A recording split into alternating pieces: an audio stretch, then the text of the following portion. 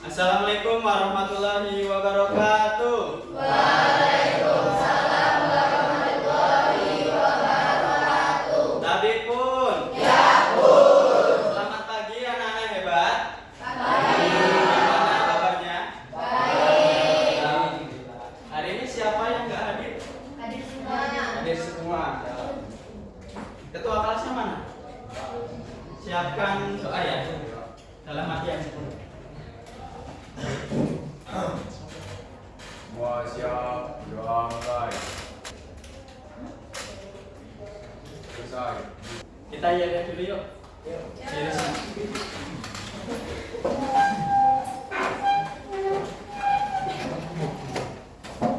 Are you ready? Murid? Semansa? Babuk semansa?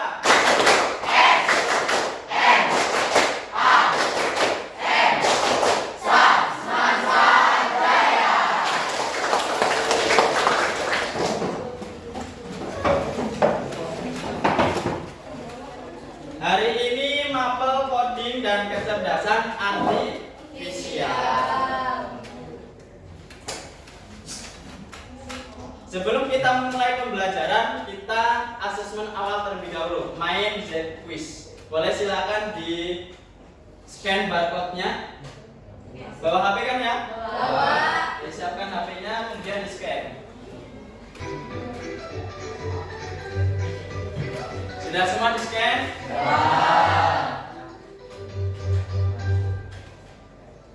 Silakan berkumpul di depan gerbangnya ya.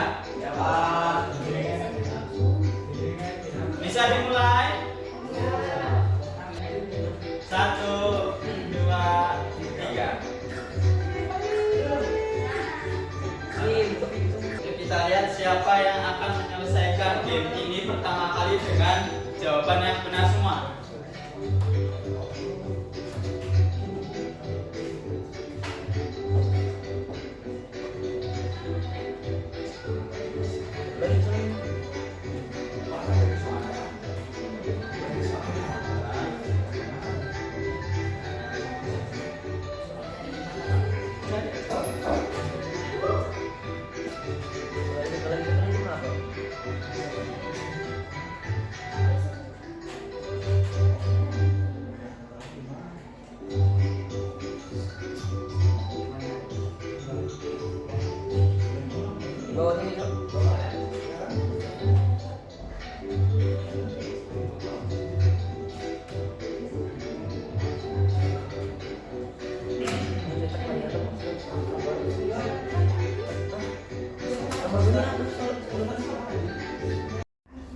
Udah semua ya? Sudah. Beri tepuk tangan untuk peringkat 1 Galang. Ria peringkat 2 dan Salwa peringkat 3. Tujuan pembelajaran hari ini kita akan mengoperasikan, mengaplikasikan dan kolaborasi perangkat KA untuk membuat sebuah konten. Sekarang Bapak tanya, kalian pernah membuat konten? Pernah. Konten apa? YouTube. YouTube berarti video. Selain video, TikTok, foto, gambar, atau desain lainnya.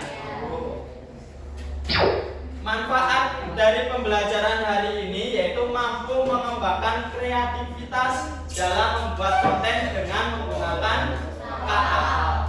Apa itu KA? Kecerdasan artifisial. Oke. Tahu pengertiannya apa? Belum tahu? Sekarang kita simak video berikut ini. Pernahkah kamu bertanya-tanya, bagaimana ponselmu bisa mengenali wajahmu? Atau kenapa TikTok tahu video apa yang kamu suka? Semua itu bukan sulap, tapi hasil dari satu teknologi yang sedang mengubah dunia, yaitu AI. Assalamualaikum dan salam belajar. AI atau kecerdasan buatan bukan hanya soal robot, tapi lebih dari itu. AI adalah cabang ilmu komputer yang membuat mesin bisa berpikir dan belajar layaknya manusia. Kata berpikir di sini bukan seperti manusia berpikir dengan perasaan, tapi berdasarkan data dan logika. Contoh sederhana, saat Itu adalah AI. Atau ketika kamu mendengarkan lagu di Spotify dan direkomendasikan playlist yang cocok dengan selera kamu, itu juga AI. Tapi, dari mana AI tahu semua itu? Dari data. Banyak sekali data. Semakin banyak data yang dipelajari, semakin pintar AI tersebut. Jadi, sebenarnya AI itu seperti otak digital. Tapi, otak ini perlu dilatih dulu sebelum bisa digunakan. Latihan AI disebut training. Mirip seperti kamu belajar matematika. Semakin sering latihan, makin bisa. AI bisa digunakan di berbagai bidang. Kesehatan, pendidikan, transportasi, bahkan seni. Tapi penting untuk tahu, AI tidak punya kesadaran. Ia hanya melakukan apa yang diperintahkan berdasarkan data yang dimiliki. Kenapa kita harus belajar AI? Karena masa depan akan sangat bergantung padanya. Bahkan sekarang, pun banyak pekerjaan yang mulai digantikan oleh AI. Tapi tenang, kita bukan ingin digantikan. Nah, kita ingin bisa bekerja sama dengan AI. Dan itu hanya bisa terjadi kalau kita paham cara kerja AI sejak sekarang. Melalui seri video ini, kita akan pelajari AI dari dasar. Hari ini, kita akan mengenal jenis-jenis AI yang sebenarnya sudah sangat dekat dengan kehidupan kita sehari-hari. Kita hidup di zaman di mana AI bukan lagi fiksi ilmiah. Dari rumah, sekolah, hingga media sosial, AI bekerja diam-diam tapi sangat kuat. Maka penting bagi kita untuk memahami apa saja jenis-jenis AI itu dan bagaimana kita bisa mengenalinya. Secara umum, kecerdasan buatan dibagi menjadi 3 kategori: Narrow AI, General AI, dan Super AI. Yang pertama adalah Narrow AI atau AI sempit. Inilah jenis AI yang paling sering kita temui saat ini. AI ini dirancang untuk melakukan satu tugas spesifik dan melakukannya dengan sangat baik. Contohnya, asisten virtual seperti Siri dan Google Assistant. Mereka bisa membantu mencari informasi, mengatur jadwal, bahkan menjawab pertanyaanmu. Tapi, hanya dalam lingkup yang sudah diprogram. Contoh lainnya adalah kamera di ponselmu yang bisa mengenali wajah, atau sistem rekomendasi di Netflix, YouTube, dan TikTok yang mempelajari apa yang kamu sukai. Semua itu adalah narrow AI. Mereka tidak punya kesadaran atau emosi, tapi mereka belajar dari data dan menjadi lebih pintar dari waktu ke waktu. Yang kedua adalah General AI atau AI umum. Ini adalah jenis AI yang masih dalam pengembangan. Tujuannya, membuat AI yang bisa berpikir seperti manusia, bisa memahami, belajar, beradaptasi, dan menyelesaikan berbagai macam tugas. Saat ini, kita masih belum memiliki General AI yang benar-benar sempurna. Namun, riset terus berlangsung, dan beberapa sistem sudah mulai mendekati level ini. Misalnya, beberapa sistem chatbot dan model bahasa yang bisa berdiskusi secara kompleks, tapi tetap, mereka belum bisa menyamai fleksibilitas otak manusia. Lalu yang ketiga adalah Super AI. Inilah tingkat AI yang masih berupa konsep. Super AI adalah bentuk kecerdasan buatan yang bukan hanya menyaingi, tapi jauh melampaui kemampuan manusia dalam segala bidang. Mulai dari pemecahan masalah, kreativitas, bahkan pengambilan keputusan moral. Beberapa tokoh teknologi seperti Elon Musk dan Stephen Hawking pernah memperingatkan bahwa jika Super AI benar-benar terwujud, maka kita harus sangat berhati-hati, karena AI jenis ini bisa berdampak besar dan belum tentu sepenuhnya terkendali. Tapi jangan khawatir, saat ini yang paling dekat dan nyata adalah Narrow AI. Dan penting bagi kita, sebagai pelajar, remaja, dan generasi masa depan, untuk mengenali keberadaannya serta menggunakannya secara bijak. Misalnya, di sekolah, AI bisa digunakan untuk personalisasi pembelajaran. Seorang siswa yang kesulitan matematika bisa dibantu oleh aplikasi AI yang menyesuaikan latihan soal dengan kemampuannya. Atau di rumah, saat kita menggunakan Google Translate, itu juga bagian dari Narrow AI. Ia tidak sempurna, tapi ia terus belajar dari miliaran data terjemahan yang dikumpulkan dari seluruh dunia. Nah, dari semua yang sudah kamu dengar tadi, coba pikirkan berapa banyak AI yang sudah kamu gunakan hari ini. Pernah nggak sih kalian penasaran gimana cara ChatGPT bisa menjawab pertanyaan kalian? Kok bisa ya begini seolah paham apa yang kita minta? Di video kali ini kita bakal bahas rahasia rahasia di balik cara kerja ChatGPT. Jadi simak sampai habis ya. ChatGPT adalah teknologi AI yang dibangun di atas model bahasa yang disebut GPT, singkatan dari Generative Pre-trained Transformer. Nama yang keren ya. Tapi apa maksudnya?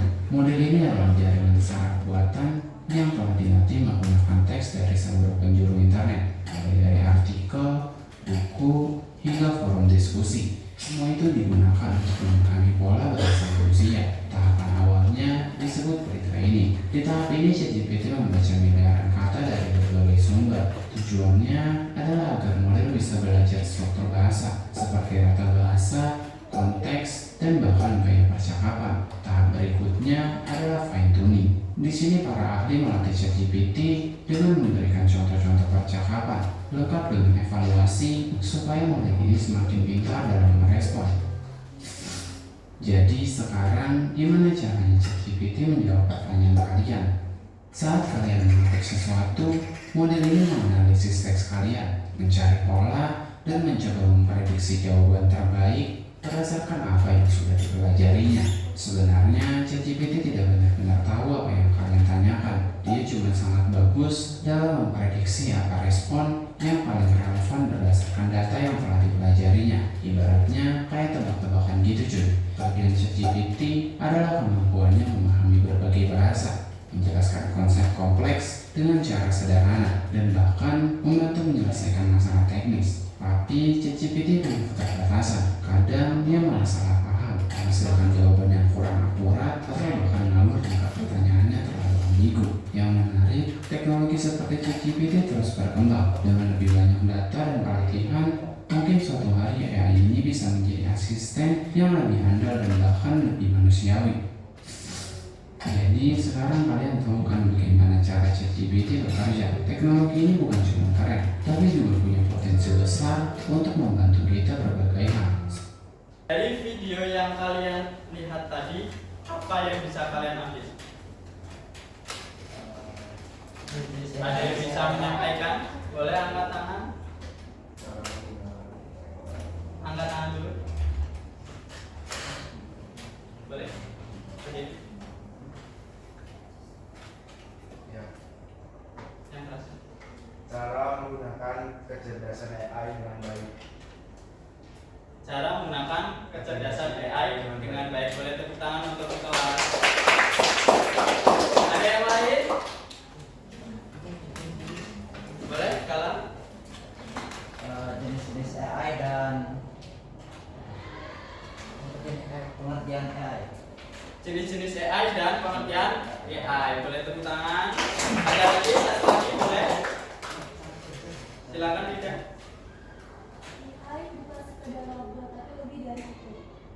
AI adalah kecerdasan buatan. AI tidak menggunakan perasaan dengan perasaan, tapi menggunakan data yang dikumpulkan. Semakin banyak data yang dikumpulkan oleh AI, semakin pintar AI tersebut. Oke, tepuk tangan buat Rika. Jadi bisa kita tarik kesimpulan bahwa AI ini bukan sebagai pengganti manusia ya, tapi bekerja sama dengan manusia. Kalian sering menggunakan AI dalam kehidupan sehari-hari. Contohnya apa tadi? Google, kemudian ChatGPT, terus ada yang lain? Apa? Cici. Terus ada lagi? Translate. Setiap hari sebenarnya kalian sudah menggunakan AI, tapi tanpa kalian sadari. Nah, untuk pembelajaran hari ini kita akan mengoperasikan sebuah AI untuk pembelajaran atau dalam pendidikan itu biasanya menggunakan ChatGPT. Sekarang Bapak praktikkan terlebih dahulu, nanti setelah Bapak praktekkan kalian juga lakukan bersama-sama. Oke? Oke anak-anak, sekarang perhatikan dulu di layar TV. Kita akan mempraktekkan pengoperasian ChatGPT. Yang pertama, tentunya kalian harus membuka Google terlebih dahulu. Ketik ChatGPT. Silakan klik yang paling atas. Praktiknya nanti ya. Kemudian kalau sudah kalian login. Nah, di sini ada kolom untuk menuliskan apa yang kalian ingin cari. Contohnya di sini Bapak cari tentang pemanfaatan AI. Oke, di sini Bapak contohkan untuk mencari informasi tentang pemanfaatan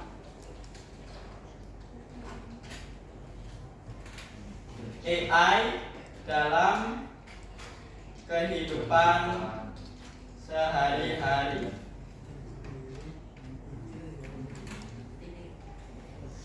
Di sini akan muncul tentang informasi tentang pemanfaatan AI dalam kehidupan sehari-hari. Ini salah satu contoh dari pengoperasian ChatGPT. Coba silakan kalian praktek untuk mencari informasi yang ingin kalian cari. Pasti mau apa informasinya?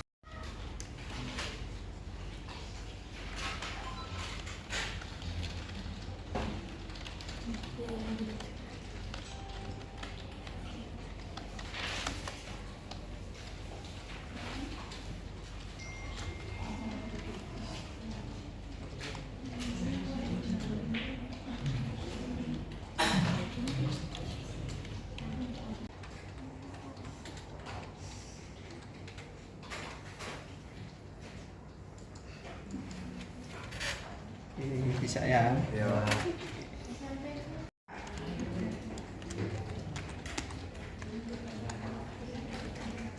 Sudah mencoba mencari informasinya melalui ChatGPT?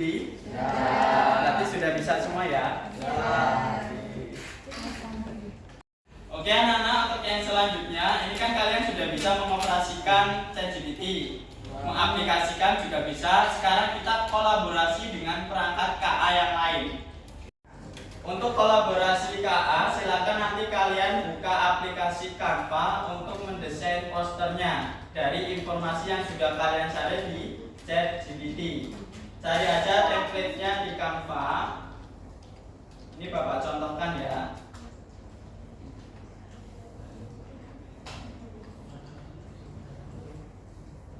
Informasi yang kalian cari di ChatGPT, kalian copy paste ke Canva. Misal seperti ini. Nanti kalian unduh ke komputer masing-masing.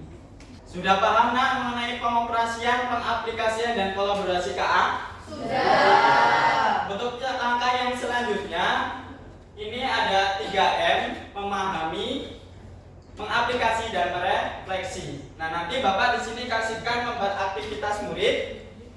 Silakan kalian nanti kerjakan lembar aktivitasnya, diskusikan dengan kelompok kalian, presentasi, simpulan, refleksi dan asesmen formatif.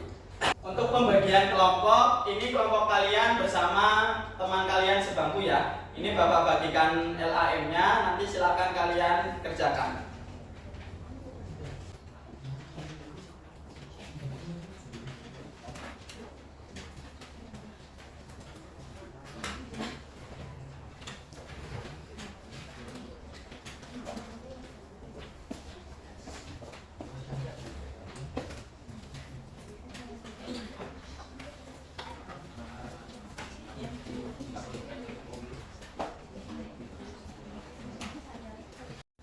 Sudah dapat semua anak-anak?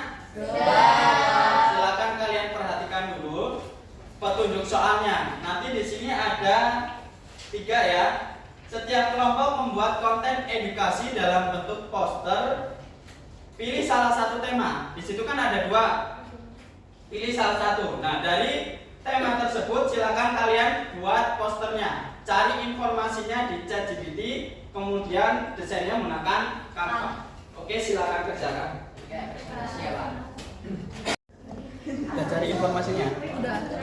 Berarti langsung tinggal kalau udah dapat informasi desain dalam poster ya di Canva.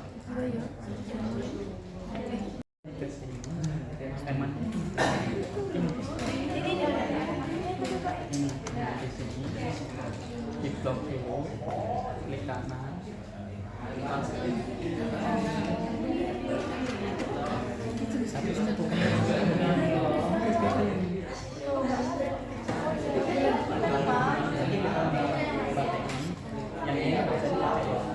Yang modus yang awal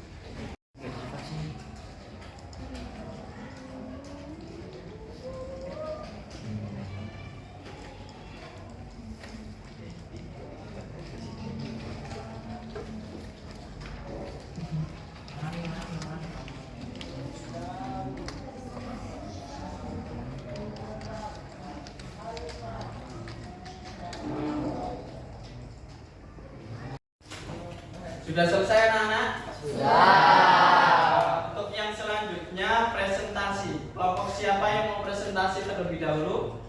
Oke, silakan Rida maju. Beri tepuk tangan buat Rida.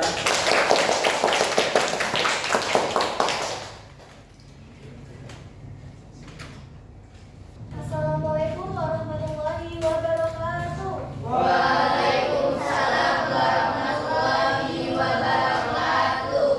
Izin memperkenalkan diri, nama saya Rida Tresya Putri, perwakilan dari kelompok 3. Berdirinya saya di sini ingin mempresentasikan hasil kerja kelompok kami. Ini dia hasil dari desain poster dari kelompok kami.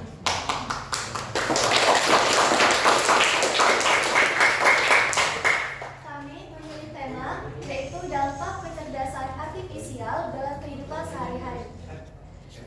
Langkah-langkah dari pembuatan poster ini yang pertama, kami akan mencari informasi pembahasan terkait dampak kecerdasan artifisial dalam kehidupan sehari-hari menggunakan aplikasi ChatGPT. Yang kedua, kami selesai mendapatkan informasi dari aplikasi ChatGPT, kami langsung masuk ke aplikasi Canva untuk mendesain posternya. Informasi yang kita dapat, yang pertama ada dampak positif dari kecerdasan artifisial. Yang pertama mempermudah pekerjaan, seperti menjadi asisten virtual, layanan pelanggan otomatis, dan sebagai sistem rekomendasi. Yang kedua, meningkatkan efisiensi. Yang ketiga, meningkatkan kualitas hidup.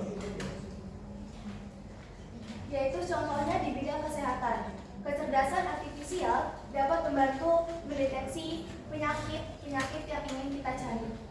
Yang keempat ada personalisasi layanan. Yang dimana kecerdasan artifisial dapat memberikan saran atau layanan sesuai kebutuhan yang kita tanyakan atau penggunanya. Yang terakhir atau yang kelima yaitu membantu pendidikan. Seperti sebagai pelajar kita dapat mencari informasi tentang kependidikan melalui kecerdasan artifisial. Selanjutnya ada dampak negatif dari kecerdasan artifisial. Yang pertama, pengurangan lapangan pekerjaan. Dengan adanya kecerdasan artifisial, otomatis lapangan pekerjaan akan digantikan oleh teknologi yang nantinya dapat meningkatkan adanya pengangguran. Yang kedua, masalah privasi data. Jika kita terlalu mengandalkan kecerdasan artifisial, privasi data kita dapat disalahgunakan jika tidak dimanfaatkan dengan baik. Lalu yang ketiga, ketergantungan teknologi. Jika kita terlalu tergantung pada teknologi, dapat mengakibatkan dampak negatif, seperti dapat mengakibatkan dampak negatif pada kesehatan maupun kecanduan untuk beraktivitas dalam sehari-hari. Lalu yang terakhir, penyalahgunaan teknologi.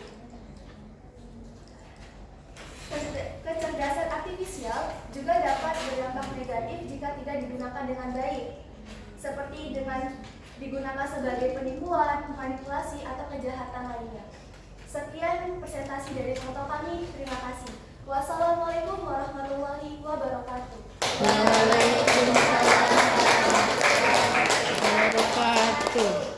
Selanjutnya sesi pertanyaan. Apakah ada yang ingin bertanya?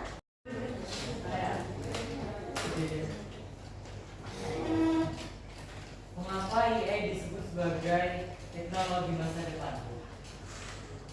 AI disebut sebagai teknologi masa depan dikarenakan AI memiliki kemampuan-kemampuan yang dapat mengubah dan meningkatkan berbagai aspek kehidupan manusia secara signifikan, seperti dampak positif ini. AI memiliki kemampuan untuk memudahkan pekerjaan, meningkatkan efisiensi, meningkatkan kualitas hidup, personalisasi layanan, lembaga pendidikan. Dengan adanya ini dapat mengubah atau meningkatkan berbagai aspek kehidupan masyarakat untuk masa depan. Sudah jelas ya? Jelas. Ada lagi? Ya. Jawab. Cukup sekian. Terima kasih. Wassalamualaikum warahmatullahi wabarakatuh. Waalaikumsalam warahmatullahi wabarakatuh.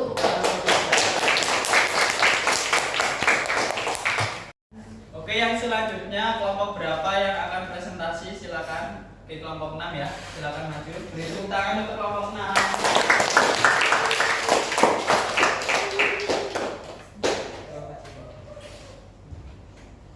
Assalamualaikum warahmatullahi wabarakatuh. Waalaikumsalam warahmatullahi wabarakatuh. Perkenalkan, nama saya Anita Nafila Dewi dan dokter saya Amalika Rasidia Putri. Di sini kami memilih tema pemanfaatan kecerdasan artifisial. Pemanfaatan kecerdasan artifisial. Pertama, ada kesehatan. Contohnya mendeteksi penyakit dari foto ronsen atau MRI. Transportasi, contohnya mobil tanpa supir. Self-driving car. Bisnis dan industri, contohnya analisis data penjualan untuk strategi marketing. Pendidikan, contohnya aplikasi belajar adaptif. Hiburan, contohnya rekomendasi film di Netflix atau lagu di Spotify. Kehidupan sehari-hari, contohnya asisten virtual seperti Siri, Alexa, atau Google Assistant. Jadi kesimpulannya adalah penggunaan AI dalam pembuatan konten sangat membantu dari segi kreativitas, efisiensi, dan evaluasi. Kami percaya bahwa integrasi AI dapat memperkaya pengalaman pembelajaran dan kompetisi di era digital. Sekian dari presentasi kami. Ada yang mau bertanya? Apa itu ChatGPT?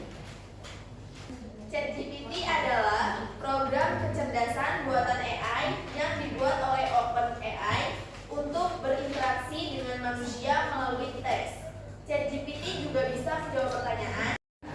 ChatGPT adalah program kecerdasan buatan AI yang dibuat oleh OpenAI untuk berinteraksi dengan manusia melalui teks. ChatGPT juga bisa menjawab pertanyaan, menjelaskan sesuatu, membuat teks, membantu belajar, atau bahkan mengobrol. Sudah jelas? Jelas. Ada pertanyaan lagi? ditutup. Sekian dari presentasi kami. Wassalamualaikum warahmatullahi wabarakatuh. Waalaikumsalam warahmatullahi wabarakatuh. Oke anak-anak, untuk selanjutnya kesimpulan. Ada yang mau maju menyimpulkan pembelajaran hari ini? Oke, silakan Nicholas maju. Tepuk tangan untuk Nicholas.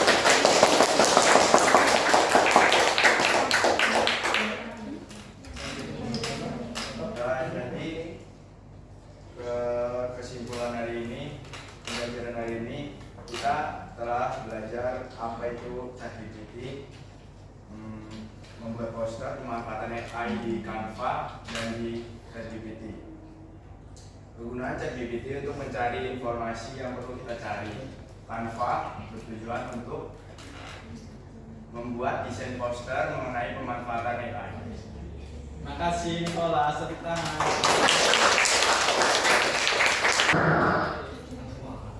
Yang selanjutnya refleksi pembelajaran hari ini. Siapa yang mau merefleksikan pembelajaran hari ini? Oke, Naura, silakan maju Naura. Tepuk tangan. Pada pembelajaran hari ini saya sangat senang sekali karena saya bisa mengetahui apa itu ChatGPT dan bisa mendesain menggunakan aplikasi Canva. Oke, tepuk tangan buat Naura.